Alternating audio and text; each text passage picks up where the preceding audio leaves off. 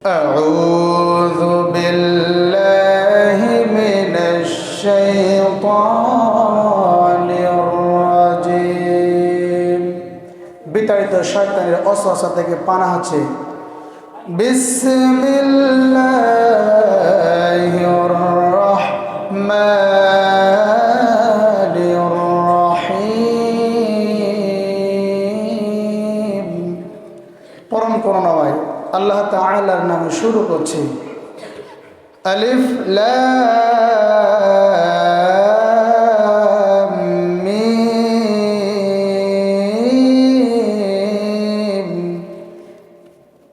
আলিফ লাম মিম এটা হলো হুরুফুল মুকাত্তাআত, যার অর্থ আল্লাহ ছাড়া দুনিয়ার কেউ জানে না। আপনারা যারা কোরআন পড়তে জানেন, যারা আমরা কোরআন পড়ি, আমরা দেখি প্রায় বা মাঝে মধ্যে কিছু সূরার শুরুতে এই বিচ্ছিন্ন কিছু অক্ষর দিয়ে আল্লাহ শুরু করেছে, যেমন সাদ, কফ, নুন, কাফ, হা, ইয়া, আইন, সাদ, তাসিন, তাসিম, মিম, আলিফ লাম মিম, এরকম বিচ্ছিন্ন কিছু অক্ষর দিয়ে আল্লাহ কোরআন শুরু করেছে। এটার ব্যাখ্যা কি, এটা সিগনিফিক্যান্স কি, বিভিন্ন তাফসীরকারকরা অনেক রকম মত দিয়েছে। তবে সর্বশ্রেষ্ঠ সবচাইতে যে সবাই যে মতটাকে গ্রহণ করেছে, এই আয়াতটার অনুবাদ হচ্ছে আল্লাহু আ'লামু বিমুরাদিহি। এটার অর্থ আল্লাহ ছাড়া আর কেউ জানে না। অতএব যেটার অর্থ আল্লাহ ছাড়া কেউ জানে না, ওটার অর্থ আমরা কেউ করতে যাব না।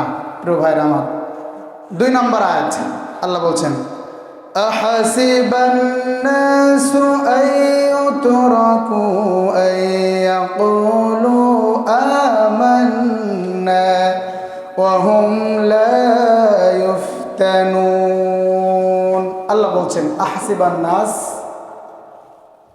মানুষেরা কি মনে করে আইয়াকুলু আমান্না, আমরা ঈমান এনেছি এ কথা বললেই তাদেরকে ছেড়ে দেওয়া হবে।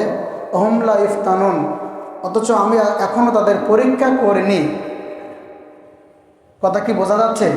আল্লাহ বলছেন, ভালো করে বোঝেন। আহসিবান নাস, এই যে হামজার উপরে আলিফ দিয়ে আল্লাহ এটাকে ইস্তিফহামে নাকিরা করে দিয়েছে, আল্লাহ প্রশ্নবোধক চিহ্ন করে দিয়েছে। আহসিবান নাস, মানুষেরা কি মনে করে আইয়াকুলু, তারা একথা বললে আমান্না, আমরা ঈমান এনেছি, একথা বললেই তাদেরকে ছেড়ে দেওয়া হবে, তাদেরকে মুক্তি দেওয়া হবে, একথা বললেই কি তাদের ছেড়ে দেওয়া হবে? ওহুম লা ইফতানুন, অথচ আমি এখনো তাদেরকে পরীক্ষা করিনি। আমরা বললাম আল্লাহ আপনি কেন পরীক্ষা করবেন? আল্লাহ আমাদের উত্তর দিচ্ছেন ওয়ালাকাদ ফাতান্নাল্লাযীনা মিন ক্বাবলিহিম, ও আল্লাহর বান্দারা শোনো, কেন তোমাদের পরীক্ষা করব? অবশ্যই অবশ্যই ফাতান্নাল্লাযীনা, আমি পরীক্ষা করেছি মিন ক্বাবলিহিম, তোমাদের আগে যারা ঈমান এনেছে, তোমাদের আগে যারা ঈমানদাররা চলে গিয়েছে, অবশ্যই আমি আল্লাহ তাদেরকে পরীক্ষা করেছি।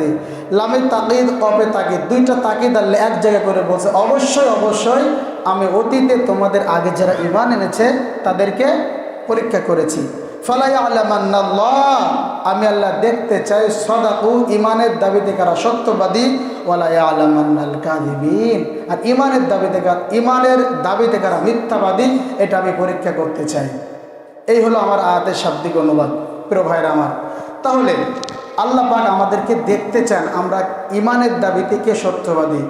মৌখিক ঈমানের কথা বলছি না, ঈমান যেটা দাবি করে সেটা পূরণের জন্য তৈরি আছি, আমরা ঈমানের দাবিতে সত্যবাদী না কাযিবিন, মিথ্যাবাদী, এটা দেখতে চান কে? আল্লাহ পাক। প্রিয় ভাইরা আমার, তাহলে আসলে এই 3টা আয়াতের আলোকে আমরা আজকের তাফসীর করার এবং বোঝার চেষ্টা করব। আল্লাহ বলছেন আহাসিবান নাস, মানুষেরা কি মনে করে আইয়াকুলু আমান্না, ঈমান এনেছি এ কথা বললেই তাকে ছেড়ে দেওয়া হবে?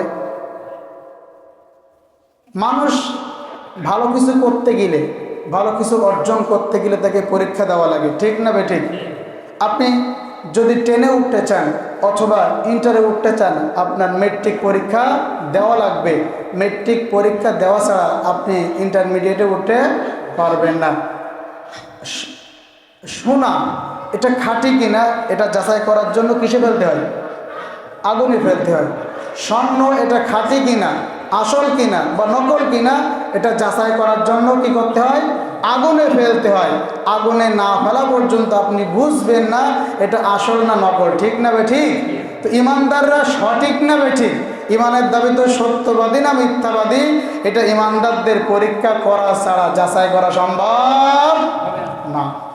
প্রিয় ভাইরা আমার, ফার্স্ট ক্লাস জান্নাত পেতে হলে, সর্বোচ্চ মর্যাদা নাম্বার পেয়ে জান্নাতে যেতে হলে অবশ্যই ইমানের পরীক্ষা দেওয়া লাগবে। ফর এক্সাম্পল, ভালো করে বোঝেন, যারা কলস বানায় বা যারা হাড়ি বানায়, কলস, এদেরকে কি বলে? কি বলে? কুমুর বা কুমির যাই বলেন। এই যারা হাড়ি বানায় বা কলস বানায়, কলস একদিন একটা মেয়ের কোলে উঠে পানি আনতে যাচ্ছে, তখন এই গ্রামের একটা যুবক ছেলে বলছে, হায় রে কলস, তোর কপাল কত ভালো, হায় রে কলস, তোর নসিব কত ভালো। এই গ্রামে কত ছেলে আছে ওই মেয়েটার কোলে ওঠার জন্য প্রস্তুত, ওই মেয়েটাকে পেতে চায়, কিন্তু ওই মেয়েটারে পায় না। ও কলস, তোর কপাল কত ভালো, তুই এই গ্রামের সবচাইতে সুন্দর একটা মেয়ের কোলে উঠতে পারছিস।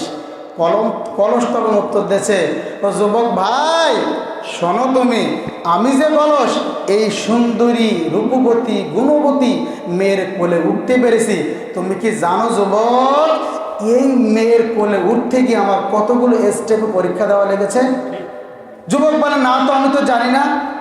তখন কলস বলে, শোনো, আমি কি কি স্টেপে কিভাবে পরীক্ষা দিয়েছি, এবার তুমি শোনো। তখন কলস বলছে, শোনো, আমি প্রথম ছিলাম মাটি। প্রথম কি ছিলাম? মাটি ছিলাম।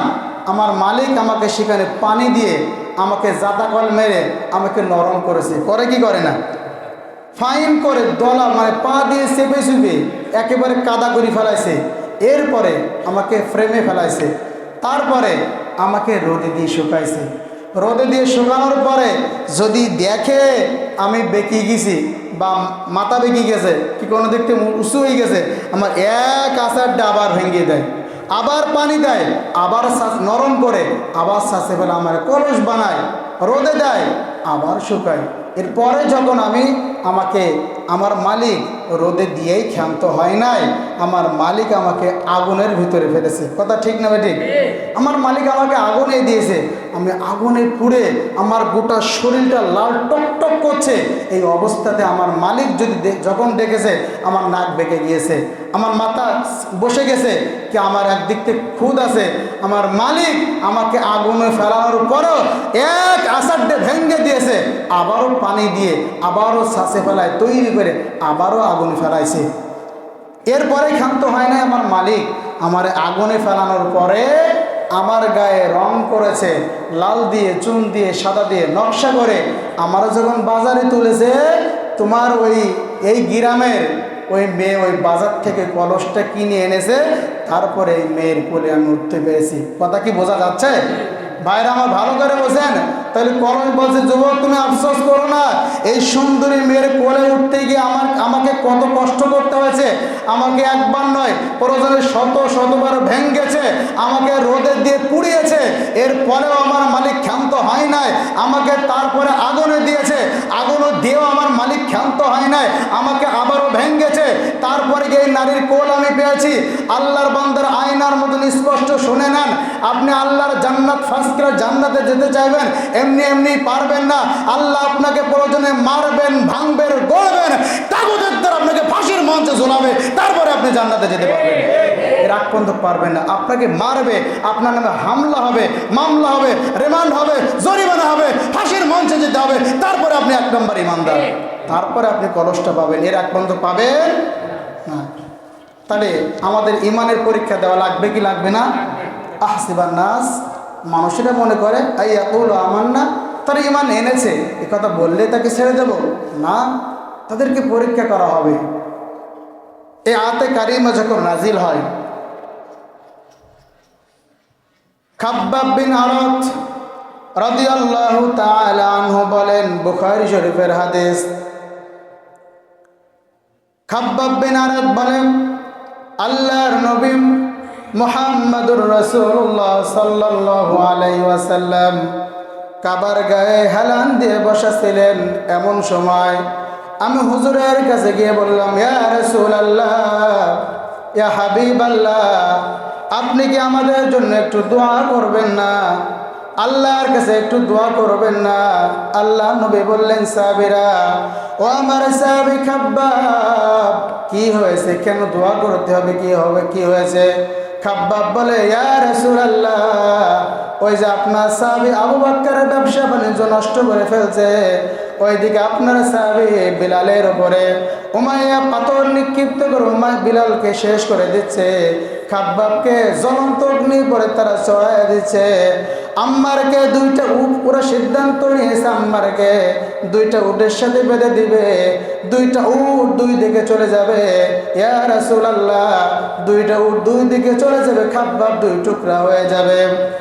সুমাইয়াকে তারা নির্যাতন করছে, তাদের অস্ত্র দিয়ে সুমাইয়ার লজ্জা স্থান ক্ষত বিক্ষত করে দিচ্ছে, আম্মারকে তারা রিমান্ডে নিচ্ছে। এভাবে করে তারা আপনার সাহাবীদের উপরে নির্যাতন করছে। ইয়া রাসূলুল্লাহ, আপনি কি আরশের মালিক আল্লাহর কাছে দোয়া করবেন না? আল্লাহর কাছে দোয়া করেন। আল্লাহ নবী হঠাৎ দাঁড়িয়ে গিয়ে বলছে, খাব্বাব, শোনো শোনো শোনো, সামান্য নির্যাতন ঈমান আনার কারণে সহ্য করতে হচ্ছে, এটার জন্য যদি বলো আল্লাহর কাছে দোয়া করতে, খাব্বাব তুমি শোনো, এর পূর্বে যত মানুষ ইমানদার হয়েছে, তোমাদের আগে যারা ইমানদার হয়েছে, অনেকের অর্ধেক পর্যন্ত মাটির তলে গর্ত করে অর্ধেক পুঁতে দিয়ে তাকে পাথর মেরে মেরে ফেলাইছে। ও খাব্বাব তুমি শোনো, তোমার পূর্বে এমন অনেক ইমানদার এসেছে যাদের ইমান আনার কারণে তাদের করাত দিয়ে একটা আস্ত মানুষ, জ্যান্ত জীবন্ত মানুষ করাত দিয়ে দুই টুকরা করে দিয়েছে। ও খাব্বাব শোনো শোনো শোনো, তোমার পূর্বে যারা ইমানদার ছিল তাদেরকে কি নির্যাতন করেছে জানো? লোহার চিরুনি দিয়া, লোহা গরম করে ওই চিরুনি দিয়া ওই সমস্ত ইমানদারদের গা থেকে চামড়াগুলো খুলে নিয়েছে। ও খাব্বাব, এমন তো সময় এখনো আসে নাই, এমন নির্যাতন তো তোমাদের উপরও আসে নাই।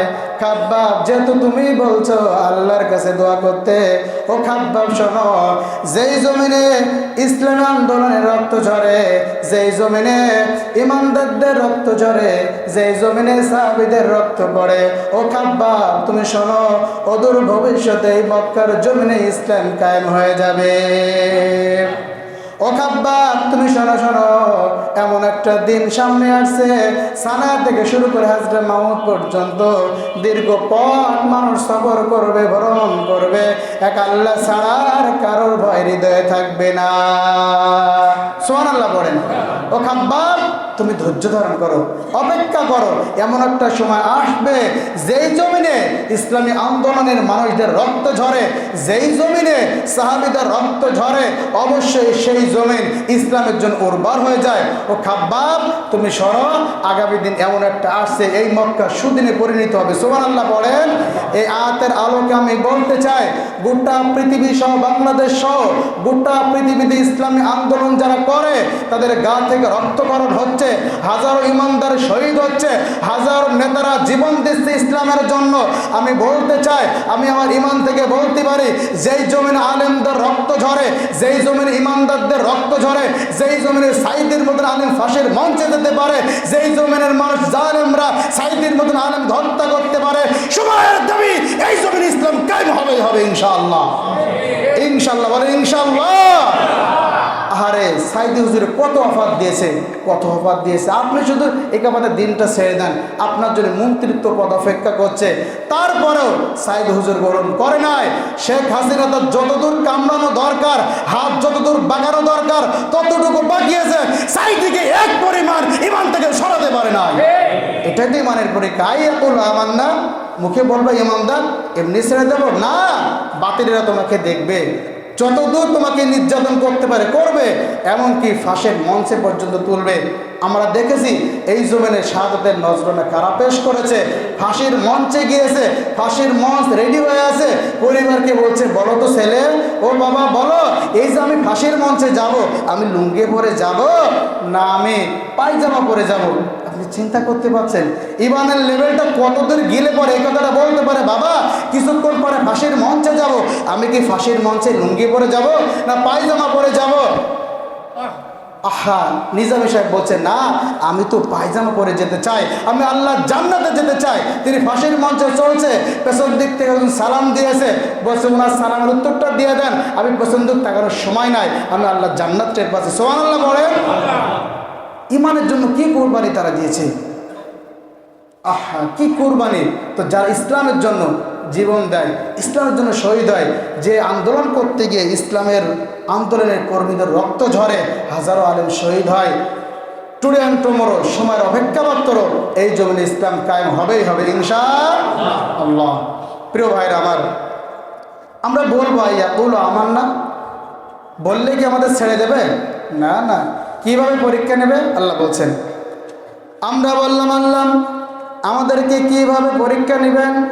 আল্লাহ তাআলা বলছেন, আম্মা হাসিবতুম আন তাদখুলুল জান্নাতা ওয়া লাম্মা ইয়াতিকুম মাসালুল লাযীনা খালাউ মিন ক্বাবলিকুম মাসাতহুমুল বাসাউ ওয়াদ-দাররাউ ওয়া যুলজিলু হাত্তা ইয়াকুলার রাসূলু ওয়াল্লাযীনা আমানু معه متى نصر الله ألا إن نصر الله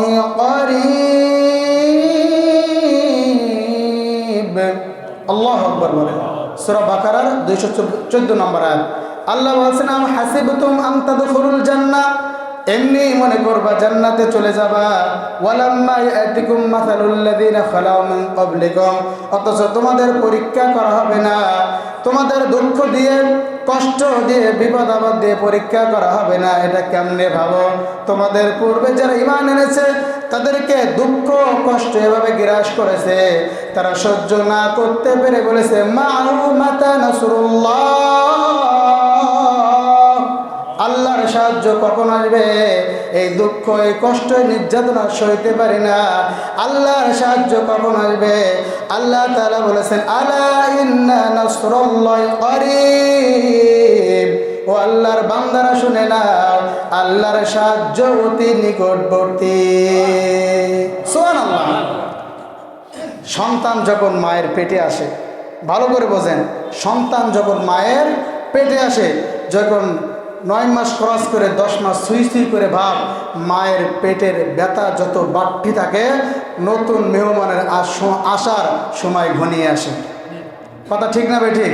কারণ এদিকে মা ছটফট করতেছে প্রসবের যন্ত্রণা, ওদিকে বাবা হাসে, ওদিকে আত্মীয় স্বজন হাসে, কারণ একটু পরে কেউ হবে বাবা, একটু পরে কেউ হবে নানা, একটু পরে কেউ হবে দাদা, কেউ হবে ফুফু, হাসতে থাকে, কিন্তু মাঝে ছটফট করে। এই ছটফট যতই করুক, ব্যথা যতই উঠুক, এটা আনন্দের সংবাদ, ঠিক না বেঠিক? এটা যেমন বিশ্বাস হয়, এটা যেমন সত্য, মায়ের পেটের ব্যথা যত বেশি হয়, এটা যেমন আনন্দের সংবাদ, নতুন মেহমান আসার নতুন সংবাদ। ইসলামের উপরে যে ব্যথা শুরু হয়েছে, ইসলামের উপরে যে মার শুরু হয়েছে, ইসলামের আন্দোলনের নেতাকর্মীরা তারা পরীক্ষা দেওয়া শুরু করেছে, ব্যথা যখন শুরু হয়েছে, অবশ্যই ডেলিভারি হবে, ওই সন্তানটার নাম হবে ইসলাম। অবশ্যই অবশ্যই ডেলিভারি হবে সামনে সেদিন, সে সন্তানটার নাম হবে ইসলাম। প্রিয় ভাইরা আমার, আর একটা উদাহরণ দিই। ইসলামী আন্দোলন করতে গিয়ে বা ইমানের পরীক্ষা দিতে গিয়ে কিছু সময় জানও দিতে হয়, মালও দিতে হয়, হয় কি হয় না বলেন? হয়। আচ্ছা, এই যারা পাট করেন না, এই পাট যখন লাগাতে হয়, বীজ লাগায়, যখন বিশাল পরিমাণে পাট হয়ে যায়, বলেন দিন ওই পাটকে কিছু সেটে কুবায় দিতে হয় না? দিতে হয়। অথচ আপনি তো সার পানি দিয়ে সব সমান বড় করেছেন না? সব তো সমান পানি দিয়েছেন, সার দিয়েছেন, কিন্তু কিছু কিছু পাট তুলে দিতে হয়। কেন? অন্য পাটের স্বার্থে। এতগুলো পাট যদি থাকে, এ তো একেবারে সব ঝাঁটারকাটি হবে না, কেউ মোটা ফেব্রুয়ারি মোটা হবেন না, প্রয়োজনে পাট বাঁচানোর জন্য বা কিছু পাটকে বড় করার জন্য কিছু পাটের জীবন তুলে নিতে হয়। এটা বুঝতে হবে। পাট থেকে একটা উদাহরণ নেন, পাট যেমন না তুললে পাট বড় হয় না।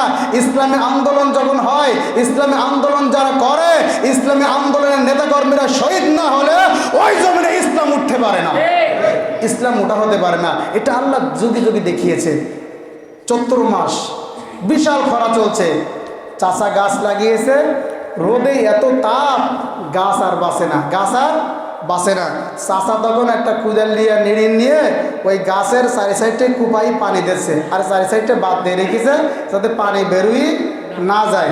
চাষাকে জিজ্ঞাসা করলাম, চাষা এই যে আপনি গাছের গোড়া কুপাই কুপাই পানি দিচ্ছেন, এটার কারণ কি? এটার কারণ কি? আপনি কেন পানি দিচ্ছেন? চাচা তখন বলছে, ভাইপো জানো না, এটা এখন 14 মাসের খরা চলে, কোনো আকাশের পানি নাই, গাছ তো বাঁচে না। গাছ বাঁচানোর জন্য আমার এর গায়ে পানি, এর গোড়ায় পানি দিতে হবে। পানি যদি না দিতে পারি গাছ বাঁচানো যাবে না। ও চাচা আপনি এইটা বোঝেন, 14 মাসের খরা যখন জাগে, 14 মাসের খরা যখন লাগে, গাছ যেমন পানি ছাড়া বাঁচে না, ইসলামী আন্দোলনে এখন খরা চলছে, 14 মাসের খরা চলছে। গোটা দুনিয়ার নাস্তিক ব্লগাররা ইসলাম তৈরি দেওয়ার জন্য ঐক্যবদ্ধ। ইসলামী খরা চলছে, ইসলাম নামক বৃক্ষকে বাঁচানোর জন্য ইসলামের গোড়ায় তাজা রক্ত ঢালার প্রয়োজন। সেটা ইসলামী আন্দোলন কর্মীরা দেখাচ্ছে। এবারের পরীক্ষায় তারা পরীক্ষা দিচ্ছে, আইয়া কৌলু আমান্না ওহুম লা ইফতানুন। ইমান আনবা বললে কি ছেড়ে দেওয়া হবে? আল্লাহ তাআলা বলেন, তোমাদেরকে স্টেপ বাই স্টেপ একটার পর একটা পরীক্ষা দিতে হবে। ক্লাস যার যেমন পরীক্ষা তার তেমন, যে যেমন ইমানদার তার তেমন পরীক্ষা। সবার জন্য সমান পরীক্ষা হবে না। আল্লাহ রাসূল বলেছেন, সবচেয়ে বেশি পরীক্ষা দিয়েছে নবীরা, তারপরে সাহাবীরা, তারপরে যারা এসেছে। একটার পর একটা যে যেমন কোয়ালিটির ইমানদার তার তেমন পরীক্ষা হবে। কাউকে বা অর্থদণ্ড যাবে, কাউকে বা জেলে যেতে হবে, কাউকে বা জেলের মধ্যে থেকে রিমান্ডে যেতে হবে, কাউকে বা রিমান্ড থেকে তুলে নিয়ে ফাঁসির মঞ্চে যেতে হবে। তার কারণ হলো সবার ইমানের লেভেল এক না। আল্লাহ যারে ভালোবাসেন তার সর্বোচ্চ পরীক্ষা দিয়ে জান্নাতে নিতে চায়। ও আল্লাহর বান্দারা, এই সমাজে, এই ভূখণ্ডে তো দেখলাম কত মানুষ ইসলামী আন্দোলন করার জন্য জেলে গিয়েছে, আবার বাইর হয়েছে। কত মানুষ রিমান্ডে গিয়েছে, ফাঁসির কন্ডেম সেলে থেকেছে। আবার কত মানুষকে দেখলাম ওখান থেকে 13 বছর পরে তারে প্রহসনের নামে, চিকিৎসার নামে, প্রহসনের নামে ইনজেকশন পুশ করে হত্যা করে বিদায় করেছে। এটা তো ইমানের পরীক্ষা। কতভাবে তারা ইমানের পরীক্ষা দিয়েছে। হারে ওদিকে সন্তানদের সাথে দেখা করতে দেয় না, স্ত্রী অসুস্থ হয়ে যায়। আল্লাহ নবীর জামানায় সূরা কাউসার যখন নাজিল হয়, আল্লাহ নবীকে ওরা গালি দিচ্ছে। আল্লাহ নবীর তিনটা সন্তান দুনিয়া থেকে বিদায় হয়ে গিয়েছে। এই সুযোগে কাফেররা বলা শুরু করলো, ইন্না শানিআকা হুয়াল আবতার, মুহাম্মদ লেজ কাটা হয়ে গেছে, মুহাম্মাদের বংশে বাতি জ্বালানোর মতন আর কেউ নাই। এদিকে রাসূলুল্লাহর সাহাবীদের উপরে নির্যাতন। রাসূলুল্লাহর স্ত্রী খাদিজা ওই বছর মারা গিয়েছে। চিন্তা করেন, খাদিজা মারা গিয়েছে, স্ত্রী হারা বেদনা, সন্তান 3টা পুরুষ সন্তান বিদায় হয়ে গেছে, একজন তরুণা। ওদিকে সাহাবীদের উপর নির্যাতন চলছে। এই অবস্থায় আল্লাহ রসুলকে আল্লাহ পাক সান্ত্বনা দিচ্ছে, নবী আপনি টেনশন করবেন না, আপনি মন খারাপ করবেন না। ও আল্লাহর বান্দারা, 1500 বছর আগে নবীর যুগে এটা হয়েছিল। তার উপরে নির্যাতন, তার সন্তান মারা গিয়েছে, তার স্ত্রী মারা গিয়েছে, এরপরে তার সাহাবীদের উপরে নির্যাতন। আমরা দেখেছি এমন আমাদের নেতারা ছিল, তার স্ত্রী মারা যায়, সন্তান মারা যায়, তার নেতা কর্মীদের উপরে হামলা মামলা হয়, সে নিজেও কষ্টের ভিতরে থাকে। এমন হয়েছে কি হয় নাই? তারপরও বিচলিত হয় নাই। তারা জানে এই পথে থাকতে গিয়ে বিপদ আপদ আসতে পারে। আইয়ুব আলাইহিস সালাতু ওয়াস সালাম একজন পয়গম্বর, ইমানের পথে তিনি কি পরীক্ষা দিয়েছেন লক্ষ্য করুন। আইয়ুব আলাইহিস সালাতু ওয়াস সালামের এমন কোনো সম্পদ নেই যার ছিল না। টাকা পয়সা, অর্থ কড়ি, গাড়ি বাড়ি সব ছিল, 4টা স্ত্রী ছিল। এমনভাবে আল্লাহ পরীক্ষা নিলেন আইয়ুব আলাইহিস সালাতু ওয়াস সালামকে গোটা শরীরে পোকায় ধরেছে। পোকা পাত থেকে শুরু করে খাইতে খাইতে যখন জিহ্বাটা পর্যন্ত পোকা ধরে ফেলেছে, আইয়ুব আলাইহিস সালাতু ওয়াস সালাম তখন বলে, আল্লাহ, আমি তো আপনার কাছে এতদিন পর্যন্ত কোনো আরজি পেশ করি নাই। 18টা বছর আমার এই রোগে ধরেছে, 18টা বছর আমি অসুস্থতায় ভুগছি। আল্লাহ, আমি তো তোমার কাছে কিছু বলি নাই। ও আল্লাহ, এখন তোমার কাছে একটা আরজি পেশ করতে চাই। আমার শরীরে পোকা ধরেছে, তুমি রব, তোমাকে জিকির করতে পারতাম, তোমাকে ডাকতে পারতাম। এখন যে আমার জিহ্বায় পোকা লেগেছে, আমি তো তোমারে ডাকতে পারি না। আল্লাহ, আমার জিহ্বায় তুমি যদি পোকা দিয়ে দাও, তোমার মতন বিশাল আল্লাহকে আমি কেমনে ডাকবো? ও আল্লাহ, আপনি আমায় জিহ্বায় রোগ দিয়ে না, যা ইচ্ছা তাই করেন। আইয়ুব আলাইহিস সালাতু ওয়াস সালামের কথা শুনে আল্লাহ পাক এত খুশি হয়ে গেলেন। আল্লাহ বললেন, আজরাইল, আল্লাহ বললেন, জিবরাইল যা, জিবরাইল যা, আমার নবীর পায়ের কাছে গিয়ে একটা লাথি মারবে, 2টা ঝর্ণা বাইর হবে। বলেন তো কয়টা ঝর্ণা বাইর হবে? 2টা ঝর্ণা বাইর হবে, একটা দিয়ে গরম পানি আর একটা দিয়ে ঠান্ডা পানি। গরম পানি যেটা দিয়ে বাইর হবে, আমার নবীকে তুই গোসল করাই দিবা, আমার নবী সুস্থ হয়ে যাবে। সুবহানাল্লাহ বলেন। জিবরাইল আলাইহিস সালাতু ওয়াস সালাম আল্লাহর কথা অনুযায়ী মানুষের আইয়ুব আলাইহিস সালাতু ওয়াস সালামের কাছে আসবেন। এদিকে তার 4টা স্ত্রী, 3টা চলে গিয়েছে, স্বামীর খেদমত করতে চায় না, কারণ সবাই কিন্তু সমান হয় না। সমস্ত নবীদের স্ত্রীরা একরকম হয়েছে, ইমানদার হয়েছে, কিন্তু নূহ আলাইহিস সালাতু ওয়াস সালাম আর লূত আলাইহিস সালাতু ওয়াস সালামের স্ত্রী 2টা কাফের হয়েছে। আইয়ুব আলাইহিস সালাতু ওয়াস সালাম 3টা স্ত্রী চলে গিয়েছে, স্বামীর গ্যাস গন্ধ নিতে পারে না, খেদমত করতে পারে না। 3টা যখন চলে গিয়েছে, আইয়ুব আলাইহিস সালাতু ওয়াস সালাম তার 4র্থ স্ত্রী রহিমাকে ডাক দিয়েছেন, ও রহিমা, তুমি শোনো শোনো শোনো, আমার 3টা স্ত্রী চলে গিয়েছে, আমি তোমাকেও বিদায় করে দিতে চাই, স্বেচ্ছায় আমি তোমাকে বিদায় দিতে চাই। প্রিয় ভাইরা আমার, এই ঘটনা লম্বা। এরপরে জিবরাইল আসলো, 2টা নদী হলো, এরপরে কি হলো, এটা লম্বা ঘটনা। আল্লাহ সব কোরআনে খুলে খুলে বর্ণনা করেছে। সুবহানাল্লাহ পড়েন।